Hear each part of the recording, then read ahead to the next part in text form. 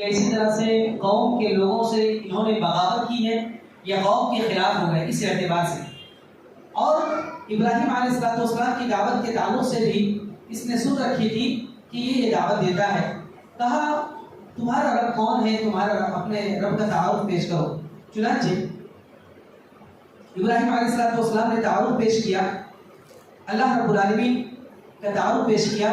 کہا اذ قال ابراہیم ربی الذی یحیی و یمیت, میرا رب تو وہ ہے جو مارتا بھی ہے جلاتا بھی ہے, کسی کو موت دیتا ہے کسی کو حیات دیتا ہے.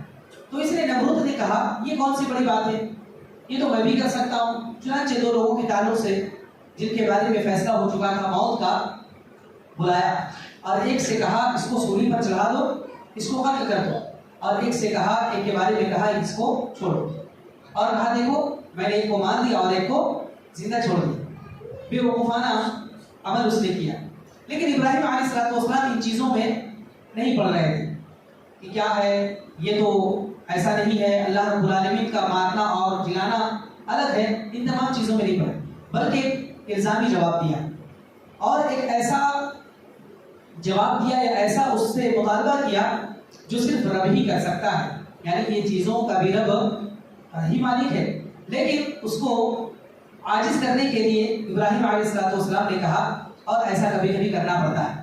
کہا میرا رب تو وہ ہے ان اللہ یأتی بالشمس من المشرق فأتی بها من المغرب, میرا رب تو وہ ہے جو مشرق سے سورج طلوع کرتا ہے اور مغرب میں جا کر ڈباتا ہے. فأتی بها من المغرب, تو ایسا کرو تم مغرب سے لے کر کے مشرق میں ڈباؤ. فبہت الذی کفر واللہ لا یهدی القوم الظالمین, تو ہکا بکا رہ گیا وہ, اور اس کے بعد کچھ بھی نہیں کر پایا. اور اللہ رب العالمین نے کہا واللہ لا یهدی القوم الظالمین, اللہ ظالم قوم کو کبھی ہدایت نہیں دیتا. یہ یہاں تک بات ہے قرآن کی بات. اب بعض اسرائیلی روایات ہیں جن سے یہ معلوم ہوتا ہے کہ ابراہیم علیہ السلام کی اس مناظرے کے بعد وہ بادشاہ نمرود بہت ہی غصہ ہو گیا, ناراض ہو گیا, اور اس نے غلہ بھی نہیں دیا, بھگا دیا, جاؤ میں تمہیں کچھ بھی نہیں دیتا.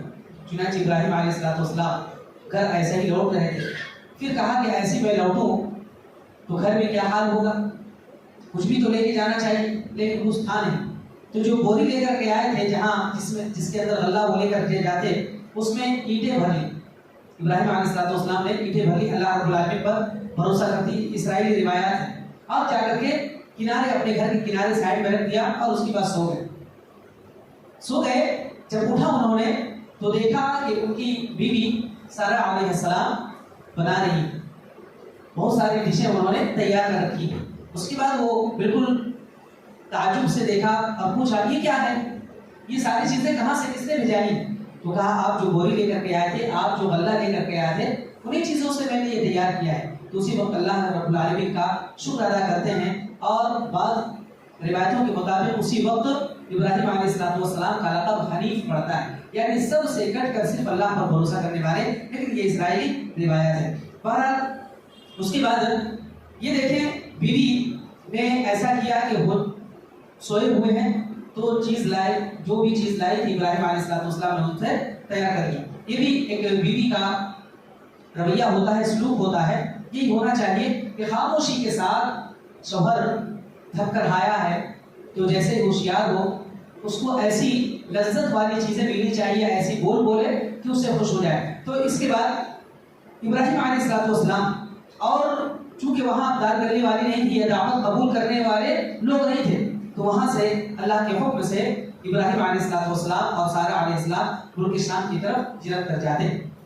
اور ابراہیم علیہ السلام لوط علیہ السلام کو انشاءاللہ کل تذکرہ آئے گا یا بعد میں اس کے بعد, تو لوط علیہ السلام کو صدوم کی طرف بھیج دیتے ہیں, صدوم کی طرف بھیج دیتے ہیں. اور ابراہیم علیہ السلام اور ان کی اہلیہ سارہ علیہ السلام دونوں ہجرت کر کے ملک شام کی طرف چلے جاتے ہیں. اور ملک شام یعنی فلسطین, اللہ رب العالمین نے بھی کہا وَنَجَّيْنَاهُ وَلُوطًا إِلَى الْأَرْضِ الَّتِي بَارَكْنَا فِيهَا لِلْعَالَمِينَ, ہم نے ان کو بھی نجات دی اور لوط علیہ السلام کو بھی نجات دی, اور ایسی سرزمین کی طرف ہم نے بھیج دی جن کے ارد گرد ہم نے, یا جن کے اندر ہم نے برکت دی ہے.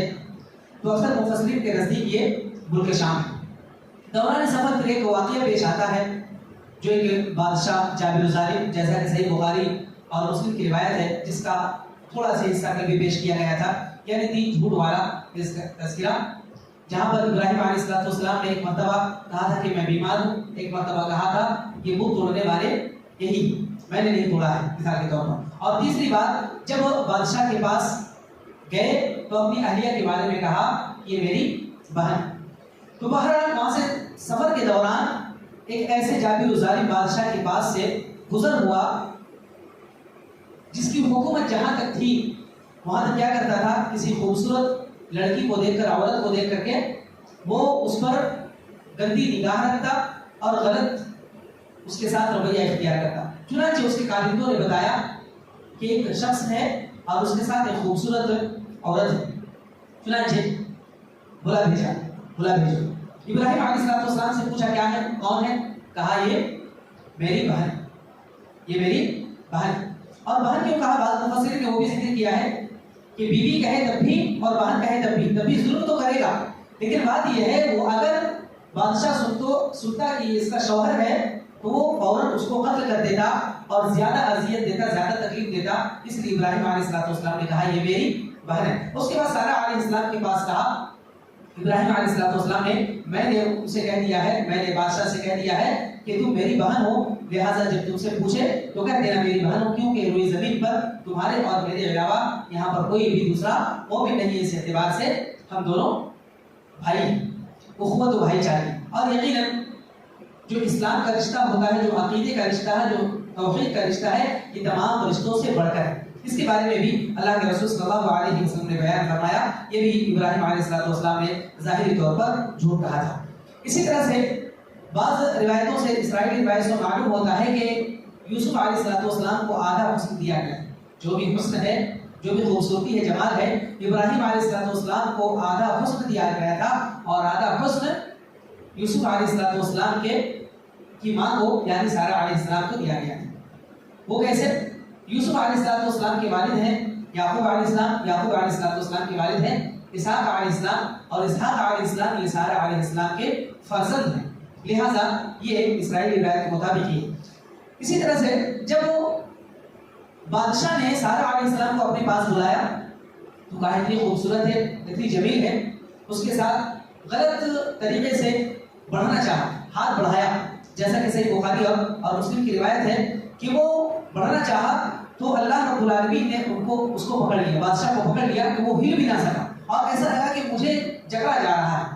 تو اس کے بعد کہا کہ تم اللہ سے دعا کرو، میں تمہاری طرف دوبارہ اس طرح سے نہیں جاؤں گا یا تمہیں نقصان نہیں پہنچاؤں گا۔ چنانچہ اللہ کی بندی نے دعا کی۔ بعض روایتوں میں یہ کہ نماز پڑھنے کے لیے کھڑی ہو گئی، نماز پڑھ رہی تھی اور یہ شخص ایسا کر رہا تھا، لیکن حدیث کی جو الفاظ ہیں اس نے کہا کہ تم دعا کرو۔ چنانچہ انہوں نے دعا کی تو وہ پھر اور چھوٹ گیا، آزاد ہو گیا۔ پھر وہ پڑھنے لگا، دوسری مرتبہ بھی ویسا ہی ہوا، بالکل جھگڑا گیا۔ تیسری مرتبہ بھی کہا کہ دعا کرو، دعا کرتے سارہ علیہ السلام نے وہ آزاد ہو گیا۔ تیسری مرتبہ جب کہا تو تیسری مرتبہ بھی جب جھگڑ گیا تو پھر ان لوگوں کو بلایا، تم نے کس کو بلا لیا؟ تم نے تو شیطان کو بلا لیا، انسان نہیں ہے، شیطان ہے۔ اور اس کے بعد سارہ علیہ السلام کی خدمت میں اپنی بیٹی ہاجرہ علیہ السلام کو دیا، جو بعد میں چل کر اللہ کے اس پیغمبر ابراہیم علیہ السلام کی بیوی ہوئی۔ تو یہاں پر تذکرہ ہے، اس کا تذکرہ ایک درس میں بھی ہوا تھا کہ ہاجرہ علیہ السلام کیا ہے؟ ابراہیم علیہ السلام کی بیوی جو ہے وہ اصل میں اس بادشاہ کی بیٹی تھی، لوٹی نہیں تھی، ٹھیک ہے۔ اب بعض مفسرین نے اس کا بھی تذکرہ کیا ہے کہ کیوں دیا۔ اصل میں عاجل، ہاجرہ کیا ہے؟ اصل میں عاجلہ، اور عاجل کا معنی مزدور ہے۔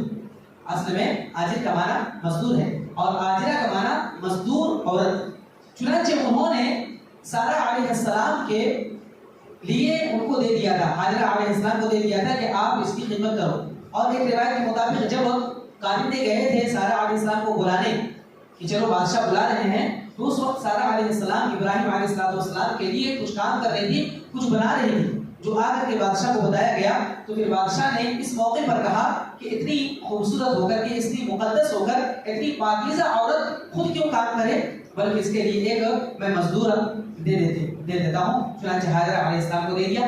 آجرہ پہلے تھا، پھر عربی میں آ کر کے وہ حاجرہ ہو گیا۔ تو اس طرح سے وہاں سے ابراہیم علیہ السلام اور اسی طرح سے ابراہیم علیہ السلام اور ان کی بیوی سارہ علیہ السلام اور آجرہ جو بعد میں حاجرہ ہو گئی، یہ تینوں چلے گئے ارض مقدسہ یعنی فلسطین یا ملک شام، اور وہاں پر جا کر کے پھر جیسا کہ بتایا حضرت لوط علیہ السلام کو تو صندوق بھیج دیا گیا تھا. اب وہاں پر انہوں نے سکونت اختیار کر لی، وہاں پر رہنے لگے. سارہ علیہ السلام بیوی تھی. اب یہ وہاں پر تقریباً 66 سال کی عمر میں آئے تھے. 66 ایئرس ابراہیم علیہ السلام کی تھی. وہاں پر آئے تھے فلسطین میں. وہاں پر رہتے ہوئے تقریباً 20 سال گزر گئے. اس کے باوجود کوئی اولاد نہیں ہوئی. دعا کرتے تھے ابراہیم علیہ السلام، اس کے باوجود کوئی اولاد نہیں ہوتی تھی. تو اس طرح سے سارہ علیہ السلام نے بعد میں مشورہ دیا ابراہیم علیہ السلام کو کہ ہاجرہ سے وہ شادی کریں. سارہ علیہ السلام کے اشارے اور مشورے سے پھر شادی ہو گئی. اب یقیناً یہ جگر کی بات ہے، کوئی بیوی دوسرے نکاح کے لیے اپنے شوہر کو مشورہ دے، یقیناً یہ جگر کی بات ہے. بہرحال ابراہیم علیہ السلام نے شادی کر لی حاجرہ علیہ السلام سے، اور اس کے بعد پھر اللہ رب العالمین نے خوشخبری دی، اسماعیل علیہ السلام کی خوشخبری دی.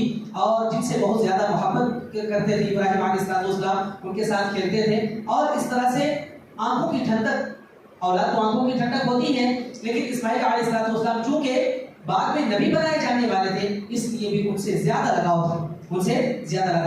اسی طرح سے حاجرہ علیہ السلام اور اسماعیل علیہ السلام کی طرف ابراہیم علیہ السلام کا میلان بھی رہتا، کیونکہ بیوی ہاں وہ اولاد ہے. اور ایسا نہیں کہ سارہ علیہ السلام کو انہوں نے اگنور کرنا شروع کر دیا، نہیں، بلکہ ان کو بھی وقت دیتے تھے. لیکن چونکہ ان کے پاس اولاد تھی، اور یہ ہوتا ہے عورتوں میں کہ جس کے پاس اولاد نہ ہو وہ زیادہ اس کے دل میں غیرت ہوتی ہے.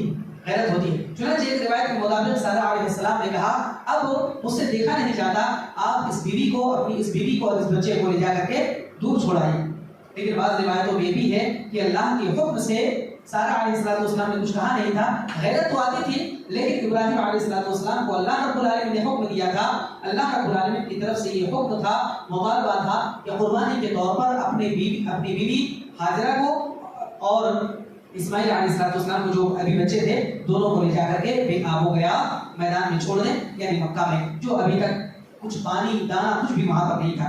چنانچہ اللہ کے اس پیغمبر ابراہیم علیہ السلام کی یہاں سے اور ایک پریشانی اور ایک امتحان شروع ہوتا ہے، ایک آزمائش شروع ہوتی ہے. چنانچہ یہ دونوں کو لے کر کے وہاں پر چلے جاتے ہیں جہاں آج مکہ ہے یا جہاں آج خانہ کعبہ ہے. چنانچہ وہاں جا کر کے چھوڑ دیتے ہیں، اور ایک مرتبہ بھی جھجکتے نہیں، پیچھے نہیں ہٹتے.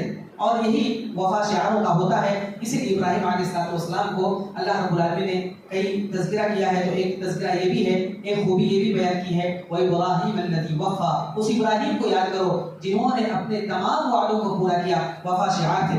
یہاں پر رک کر آپ ہر ایک کو یہ جائزہ لینا چاہیے. ابراہیم علیہ السلام سے جب آزمائش کا مطالبہ ہوا، اس آزمائش میں کھڑے اترے. تو کیا ہم ایسا کرتے ہیں؟ ابراہیم علیہ السلام سے مطالبہ ہوا اپنی بیوی کو چھوڑ دیں، اپنے بچے کو وہاں چھوڑ دیں. تو کیا ہم بیوی بچوں کو چھوڑنے کا مطالبہ تو ہوتا نہیں، اور نہ ہمیں ہوگا، کیونکہ ہمیں اگر خواب بھی آئے تو وہ خواب سچے نہیں ہو سکتے، کیونکہ انبیاء کے خواب ہی سچے ہو سکتے ہیں. لیکن جو چیزیں قرآن حدیث کی روشنی میں ہمارے سامنے ہیں، قرآن و حدیث کی شکل میں ہمارے سامنے ہے، یہ تمہیں چھوڑنا ہے، یہ تمہیں اپنانا ہے، تو کیا ہم یہ چیزیں کرتے ہیں؟ خصوصاً جب حلال و حرام کی بات آتی، سود ہے، اسی طرح سے رشوت ہے، اسی طرح سے اور بھی ناجائز کمائی ہے، جب ہمیں یہ حکم ہوتا ہے کہ ان چیزوں کو چھوڑ دو، تو کیا ہمارا دل یہ گوارا کرتا ہے ان چیزوں کو چھوڑ دیں؟ ہمیں جائزہ لینا چاہیے ابراہیم علیہ السلام کے واقعے سے، جہاں بہت سارے اسباب ملتے ہیں ان میں یہ بھی سبق ملتا ہے. اسی طرح سے ابراہیم علیہ السلام جو چھوڑ کے جانے لگے، روایتوں میں ہے کہ حاجرہ نے پوچھا کہاں ہمیں چھوڑ کے چلے جائیں، کہاں چلے جائیں؟ جبکہ حاجرہ علیہ السلام کو کوئی گمان نہیں تھا کہ یہاں پر لائے ہیں تو یہاں چھوڑ کر چلے جائیں. ابراہیم علیہ السلام کچھ کہتے نہیں، پھر کہتے ہیں کیا اللہ کا یہ حکم ہے؟ چنانچہ ان کو یہ اندیشہ ہو گیا تھا، اور یہ گویا کہ شعور ہو گیا تھا، احساس ہو گیا تھا کہ اللہ کا حکم ہے. پوچھا اللہ کا حکم ہے؟ تو بعض روایتوں میں صرف سر ہلایا کہ آپ کہا ہاں. اور اس کے بعد پھر حاجرہ علیہ السلام نے کہا اگر اللہ کا حکم ہے تو اللہ ہمیں ضائع نہیں کرے گا. اس کے بعد ابراہیم علیہ السلام تھوڑی دوری پر جا کر کے دعا کرتے ہیں، وَإِذْ قَالَ إِبْرَاهِيمُ رَبِّ اجْعَلْ هَٰذَا الْبَلَدَ آمِنًا، کہ اللہ اس شہر کو تو امن والا شہر بنا دے، کیونکہ اب بال بچوں کو چھوڑ کر جا رہے ہیں، فیملی کو چھوڑ کر جا رہے ہیں، یہاں مزید جانور بھی ہو سکتا ہے، کوئی تکلیف دینے والی چیز بھی ہو سکتی ہے. اسی طرح سے چور ڈکیت اور کسی کا بھی کوئی خدشہ ہو سکتا ہے، تو ابراہیم علیہ السلام نے یہ دعا کی، اور اس کے بعد وہ دعا کی جو ہر شخص کو دعا بھی کرنی چاہیے اور اس کی فکر بھی کرنی چاہیے، وَجْنُبْنِي وَبَنِيَّ أَن نَعْبُدَ الْأَصْنَامَ، اے اللہ ان کو امن کے ساتھ یہاں رکھ اور مجھے اور میری اس فیملی کو معبودوں اور جھوٹے اصنام یا بتوں کی پوجا سے بچا، بتوں کی عبادت سے اے اللہ ہم سب کو محفوظ رکھ۔ یہ عقیدے کی حفاظت ہر ایک کو کرنی بھی چاہیے، کوشش بھی کرنی چاہیے اور دعا بھی کرنی چاہیے۔ نہیں کہ وہاں پر چھوڑ کر آ رہے ہیں، کچھ سامان ہے کھانے پینے کا، کچھ تھوڑا پانی ہے، کچھ کھجوریں ہیں، بس اتنا ہی ہے، وہ بھی کتنے دن چلنے والے ہیں، تھوڑے دن کے بعد ختم ہو جانے والے۔ اس کے باوجود ابراہیم علیہ السلام نے ان چیزوں کے انتظام کے بارے میں یا ان چیزوں کے سلسلے میں یہ نہیں کہ بہت زیادہ اس کی فکر کی اس کی بھی فکر کی تو ساتھ ساتھ اس کی بھی فکر کی کہ یہ بتوں کی عبادت نہ کرنے لگے، کیونکہ شیطان ہر جگہ جاتا ہے۔ تربیت تو ہو رہی ہے، تربیت انہوں نے کی ہے، اپنے سامنے پالا ہے، لیکن بعد میں چل کر کیا ہوگا ابراہیم علیہ السلام کو نہیں معلوم، لہٰذا انہوں نے یہ دعا بھی کی خود کے لیے اور دوسروں کے لیے بھی۔ اس کے بعد باقاعدہ بتوں کے سلسلے میں کہا رب انہن اضللن کثیرا من الناس فمن تبعنی فانہ منی ومن عصانی فانک غفور رحیم۔ یہ تو بہت سارے لوگوں کو ان بتوں نے گمراہ کر دیا ہے۔ اس کے بعد کہا میری جو نافرمانی کرے تو بخشنے والا ہے، اور فمن تبعنی فانہ منی، جو میری اتباع کرے وہ مجھ سے ہے۔ اس کے بعد اللہ کے اس پیغمبر نے دعا کی اے اللہ اس آب و گیاہ میں نے اپنی ضروریت کو چھوڑ دیا ہے، إن بيتك المحرم ربنا ليقيموا الصلاة فاجعل أفئدة من الناس تهوي إليهم وارزقهم من الثمرات لعلهم يذكرون۔ کہا کہ میں نے چھوڑ دیا ہے اللہ بے آب و گیا اور تیرے محرم اور حرمت والے گھر کے سامنے۔ وہاں پر گھر تو اس وقت نہیں تھا لیکن بعد میں بنایا جانا تھا، بعد میں وہ گھر بننے والا تھا، لہٰذا ابراہیم علیہ السلام نے کہا تیرے حرمت والے گھر کے پاس میں چھوڑے جا رہا ہوں، نہ وہاں مسجد ہے، نہ وضو کا پانی ہے، نہ کچھ بھی انتظام ہے، لیکن اللہ کے اس پیغمبر کی آواز سنیے، دعا سنیے، کیا کریں، میں نے انہیں چھوڑا ہے کیوں؟ لیقیم الصلاۃ، تاکہ وہ نماز قائم کریں، یعنی اللہ رب العالمین سے تعلق جوڑ لیں، اللہ رب العالمین سے تعلق مضبوط ہو، اور یہی ہونا چاہیے، انسان کہیں بھی رہے اپنا تعلق اللہ سے مضبوط کرنا چاہیے۔ ضروری نہیں کہ مسجد ہو تبھی، آفس ہو تبھی، دکان ہو تبھی، کہیں جنگل میں ہو تبھی، سفر میں ہو، حضر میں ہو، کہیں بھی ہو، اللہ رب العالمین سے تعلق اپنا بھی مضبوط کرنا چاہیے اور اپنی اولاد کی بھی فکر ہونی چاہیے کہ ان کا جو تعلق ہے وہ اللہ رب العالمین سے مضبوط ہو۔ اسی طرح سے دعا کی اے اللہ لوگوں کے دلوں کو ان کی طرف مائل کر دے۔ آج دیکھیے شاید کوئی ایسا مسلمان ہوگا جس کے دل میں یہ شوق نہ ہو کہ ہم وہاں جائیں، اس گھر کی طرف جس گھر کی تعمیر بعد میں ابراہیم علیہ السلام اور اسماعیل علیہ السلام نے کی تھی، جہاں کچھ بھی نہیں تھا، ابراہیم علیہ السلام نے اپنی فیملی کو چھوڑا تھا۔ کوئی ہوگا، کوئی ایسا نہیں ہوگا جس کا شوق نہ ہو، بلکہ ایک بار نہیں بار بار جائے، ہر بار جائے، ہر سال جائے، تب بھی شوق پیدا ہوتا ہے کہ میں پھر جاؤں گا۔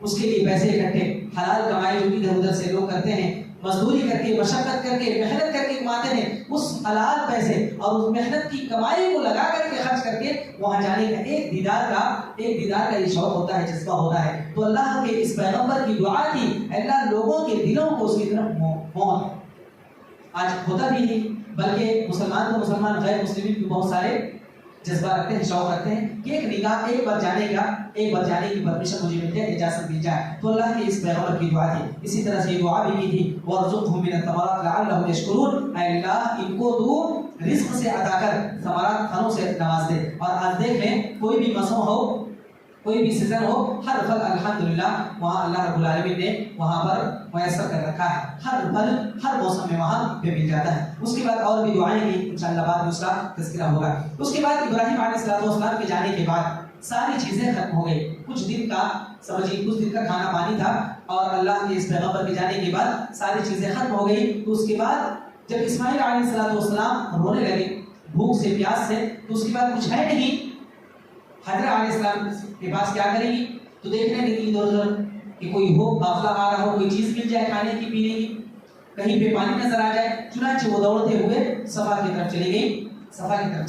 صفا کے جب آپ خانہ کعبہ کے پاس کھڑے ہو کر کے ایسا دیکھیں تو رائٹ سائڈ میں صفا ہے، تو ایسی پہاڑی تھی، آج تو وہ پہاڑی تھوڑی سی باقی ہے، لیکن آج وہ پتھر لگا کر کے بالکل برابر کر دیا گیا ہے، وہ تصور نہیں آتا، پھر بھی تھوڑے تصور کے لیے یہاں پر صفا کی پہاڑی تو باقی رکھی گئی ہے، مروہ میں بھی تھوڑی سی ہے، تو ایسا انہوں نے چڑھ کر کے دیکھنا چاہا کہ کوئی قافلہ نظر آئے، کہیں پانی نظر آئے، کوئی کچھ بھی نظر نہیں آیا وہاں سے۔ اس کے بعد وہاں سے چلتی ہیں مروہ کی طرف، اور مروہ میں بھی جا کر کے بھی دیکھتی ہیں، کچھ بھی نظر نہیں آتا۔ تو اس طرح سے 7 چکر ایک بار صفا پھر مروہ پھر صفا، اس طرح سے 7 چکر لگاتی ہے. اور یہی چکر اللہ رب العالمین نے عمرہ کرنے والوں کے لیے اور حج کرنے والوں کے متعین کر دیا ہے. 7 چکر، 7 چکر تو نہیں، چکر اس کو کہتے ہیں گول کو، لیکن یہ 3.5 چکر ہوتے ہیں. صفا سے مروہ اور مروہ سے صفا آ کر کے پھر صفا میں وہ 7 چکر مکمل ہو جاتی ہے، تو اس کو چکر ہے.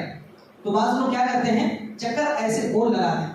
صفا یہ ہے، یہ مروہ ہے، ایسے جاتے ہیں، یہاں سے چکر لگاتے ہیں اور یہاں، تو اس طرح سے 14 چکر اس کی ہو جاتے ہیں. بعض ایسے بھی ہوتے ہیں جو عمرہ کے لیے حج کے لیے جاتے ہیں. تو آپ لوگ بھی کبھی جائیں گے، اللہ رب العالمین سب کو توفیق دے. تو دیکھیں کہ بعض لوگ ایسا بھی کرتے ہیں، تو ایسا نہیں کرنا ہے، بلکہ ایسے جانا 1 اور ایسے آنا 2، اس کو شمار کرنا ہے. تو اس طرح سے 7 ہوتے ہیں، 3.5 اگر سمجھے تو صحیح. اس کے بعد وہاں پر دیکھا جیسے 7 چکر مکمل ہوئے، اسماعیل علیہ السلام کو بھی بار بار دیکھ رہی تھی. دیکھا کہ اسماعیل علیہ السلام پیر پٹک رہے ہیں اور پٹکنے کی وجہ سے وہاں پر زمزم نکل آیا ہے. بعض روایتوں بعض لوگ کہتے ہیں، لیکن اصل بات یہی ہے کہ جہاں پر اسماعیل علیہ السلام پیر رگڑ رہے تھے، وہیں پر اللہ تبارک و تعالیٰ نے فرشتے کو بھیج کر کے پر سے وہاں پر چشمہ ابال دیا، چشمہ نکلنے. جیسے ہی حضرت علیہ السلام دیکھی، بہت خوش ہوئی اور فوراً آ کر کے انہوں نے کہا زم زم، اور اس کے بعد منڈیر بنانے لگی. ہوتا بھی یہی ہے کہ جب کسی کو مثال کے طور پر برسات کا پانی، جب برسات ہو اور پانی کم ہو یا نہ ہو تو کیا ہوتا تھا، سارے برتن ہم بھرنے لگتے تھے. یا پانی جو آتا ہے میٹھا پانی، اگر پانی نہ ہو اور میٹھے پانی پر نہیں گزارا ہو تو کیا کرتے، سارے برتن بھرنے لگتے ہیں. تو وہاں پر ویسا کچھ تھا نہیں، جو برتن ہوں گے وہ انہوں نے بھر لیا. اس کے بعد ایسا کر لیا، منڈیر بنا لیا کہ زیادہ سے زیادہ پانی جمع کر لیں اور کہنے لگے زمزم. اصل میں فارسی کا لفظ ہے اور اس کو زمزم کی معنی کیا ہے، جب جاؤ وہیں پر رکو. اللہ کے نبی صلی اللہ علیہ وسلم فرماتے ہیں، صحیح بخاری کی روایت ہے کہ اللہ کے یرحم اللہ ابو اسماعیل لولا انها عجلت لکان زمزم عینا معینا. فرماتے ہیں کہ اللہ رب العالمین اسماعیل علیہ السلام کی ماں یعنی ہاجرہ پر رحم فرمائے، اگر وہ جلدی نہ کرتی اور زمزم کو چھوڑ دیتی تو کیا ہوتا، یہ ایک بہتا ہوا چشمہ کہاں تک چلے جاتا کچھ خبر نہیں. لیکن اللہ رب العالمین کی مصلحت تھی، اللہ رب العالمین ہی نے دل میں یہ ڈالا ہوگا. چنانچہ آج بھی زمزم کا پانی جو ہے مشہور ہے، اور زمزم کے پانی کی خصوصیات بے انتہا ہے، لامحدود ہے کہ اس کی خصوصیات، اس کے اندر کھانے کی بھی چیز ہے، یعنی جو مثال کے طور پر دودھ جیسے وہ کھانے کا بھی کام کرتا ہے اور پینے کا بھی کام کرتا ہے. تو اسی طرح سے کچھ اور تو وہاں پر تھا نہیں، صرف زمزم پر انہوں نے گزارا کیا، جو پانی کا بھی کام کرتا تھا اور کھانا کا بھی کام کرتا تھا اور اسی سے سارا کام چل جاتا تھا. اب اس طرح سے کئی دن گزر گئے. اس کے بعد وہاں پر ایک قبیلے جرہم کی آمد ہوتی ہے، جس قبیلے سے بعد میں اسماعیل علیہ السلام کا نکاح ہوتا ہے. تو قبیلے جرہم کا وہاں سے گزر ہوتا ہے. وہ آ کر کے قبیلے جرہم کے لوگ کہتے ہیں آ کر کے حضرت علیہ السلام سے کہ ہم یہاں پڑاؤ ڈالنا چاہتے ہیں، کیونکہ ہم نے وہاں پڑاؤ ڈالا، وہاں بھی پانی ختم، وہاں بھی پانی ختم. اب یہاں دیکھ رہے ہیں، وہاں آج بھی ہوتا ہے یہ ہے کہ جہاں پر انسان پڑاؤ ڈالنا چاہے، جہاں پر رہنا چاہے، بسیرا کرنا، وہاں ان ساری چیزوں کی سہولیات دیکھتا ہے. بہرحال ان کو دکھا تو انہوں نے کہا کہ ہم یہاں رہنا چاہتے ہیں، کیا ہمیں اجازت ہے؟ تو کہا ہاں اجازت تو ہے، لیکن اس پانی پر صرف استعمال کرنے کا حق تمہیں ہوگا. بعد میں چل کر ایسا نہ ہو کہ تم کہنے لگو پانی پر ہمارا قبضہ ہے. چنانچہ حضرت علیہ السلام نے وہاں پر اجازت دے دی اور وہ لوگ رہنے لگے شرط مان کر کے. پھر ابراہیم علیہ السلام گاہے بگاہے آتے رہتے تھے اپنی فیملی کو دیکھنے کے لیے. اسماعیل علیہ السلام وہیں پلے وہیں بڑھے اور جرہم قبیلے سے انہوں نے، انشاءاللہ جب ان کا تذکرہ بھی آئے گا بعد میں، تو اسماعیل علیہ السلام نے عربی انہی سے سیکھی. غالباً یہ بات آئی تھی، عربی انہی سے سیکھی، چونکہ ان کی زبان عربی نہیں تھی. قبیلے جرہم یہ خالص عربی لوگ تھے، انہی سے عربی زبان سیکھی. اور یہ بھی روایتوں میں آتا ہے سب سے پہلے جنہوں نے عربی زبان مکمل طور پر خالص بولی وہ اسماعیل علیہ السلام ہے. اور وہیں پر حاجرہ علیہ السلام کا انتقال ہو گیا اور اسماعیل علیہ السلام نے قبیلے جرہم کی ایک عورت سے شادی کر لی. شادی کے کچھ دنوں کے بعد ابراہیم علیہ السلام کا آنا جانا پہلے بھی لگا رہتا تھا. شادی کے بعد آئے ایک مرتبہ تو دیکھا اسماعیل علیہ السلام ہے نہیں. ان کی بہو تھی، اسماعیل علیہ السلام کی بیوی تھی. کہا کہاں ہے آپ کے شوہر؟ کہا کہ گئے ہیں شکار کرنے. چنانچہ اسماعیل علیہ السلام کی بیوی سے کہا کہ گھر کیسا چل رہا ہے، کیا ہے؟ یہ واقعات بھی ہم سنے ہوئے کہ مطلب کیسا چل رہا ہے. تو انہوں نے کہا کہ بہت مشکل سے گھر چل رہا ہے، کھانے پینے کی چیزیں ویسی میسر نہیں آتی. ایسی بات ہے کہا کہ جب اسماعیل آئے تو کہہ دینا کہ گھر کا چوکھٹ بدل دو۔ چنانچہ اسماعیل علیہ السلام آتے ہیں تو ان کی بیوی بتاتی ہے کہ ایک بوڑھے شخص آئے تھے، شیخ کا لفظ ہے، ایک بوڑھے شخص آئے تھے اور انہوں نے کہا ہم سے سب ساری چیزیں پوچھی اور سلام عرض کیا۔ ابراہیم علیہ السلام نے کہا تھا سلام عرض کرنا اور کہا چوکھٹ بدل دو۔ بہرحال اسماعیل علیہ السلام نے پوچھا انہوں نے کوئی وصیت کی ہے؟ کہا ہاں چوکھٹ بدل دینے کے لیے کہا۔ تو چوکھٹ بدلنے سے مراد اسماعیل علیہ السلام سمجھ گئے اور کہا الحقی یا الحقی بیاہلی، تم جاؤ اپنے گھر والوں کے ساتھ، وہ میرے والد محترم تھے، تم نے ضرور کچھ شکایت کی ہوگی۔ تو کہا ہاں میں نے یہ کہا تھا گھر اچھے سے نہیں چل رہا۔ تو کہا ٹھیک ہے آپ وہ اپنے گھر چلے جاؤ اور میں طلاق دیتا ہوں۔ اسی وقت طلاق دے دیا اسماعیل علیہ السلام نے۔ یہاں پر ایک شبہ بھی ہو سکتا ہے اور بعض لوگوں کی طرف سے اعتراض بھی ہوتا ہے، اس کا جواب دے کر کے میں درس ختم کرتا ہوں۔ وہ یہ ہے کہ کیا والدین کے کہنے سے طلاق دے دی جائے گی؟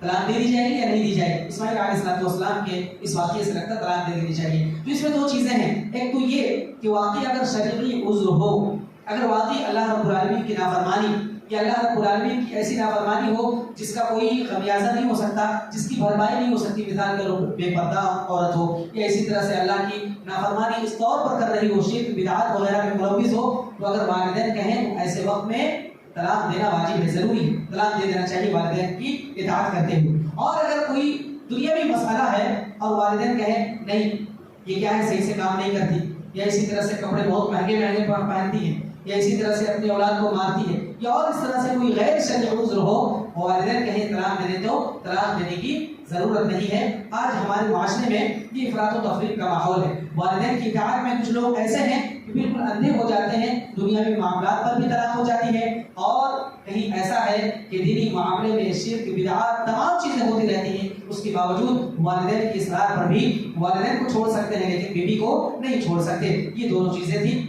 اسی طرح سے دوسری بات آئے تو اللہ کے اس پیغمبر کے بھی اس وقت بھی ابراہیم علیہ السلام جب دوسری بار آئے تو اسماعیل علیہ السلام نہیں تھے، دوسری عورت سے انہوں نے شادی کر لی تھی۔ کہا کیسا کیا ہے، کیسا چل رہا ہے؟ کہا بہت اچھا۔ کیا کھاتے ہو؟ کہا کہ گوشت کھاتے ہیں، گوشت کھاتے ہیں، گوشت اور چاول غالباً یا روٹی کا نام لیا تھا، پر گوشت کھاتے ہیں۔ تو کہا ٹھیک ہے، آئے تو سلام عرض کرنا اور کہنا کہ چوکھٹ برقرار رکھے۔ اس کے بعد اسماعیل علیہ السلام آئے تو انہوں نے کہا کہ بوڑھے شخص آئے تھے اور انہوں نے سلام عرض کیا ہے اور کہا ہے کہ چوکھٹ برقرار رکھنے کہا۔ وہ میرے والد صاحب تھے اور تجھ سے پہلے میرے پاس ایک بیوی تھی، اس نے ناشکری کی تھی، تو والد صاحب نے مجھے طلاق دینے کا حکم دیا تھا، اور چوکھٹ برقرار رکھنے کا مطلب یہ ہے کہ تم میرے ساتھ رہ سکتی ہو۔ یہ واقعہ یہاں تک ہے۔ اس کے بعد اسماعیل علیہ السلام کی قربانی کا واقعہ اور اسی طرح سے بیت اللہ خانہ کعبہ کی تعمیر کا واقعہ ہے انشاءاللہ العزیز۔ اور پھر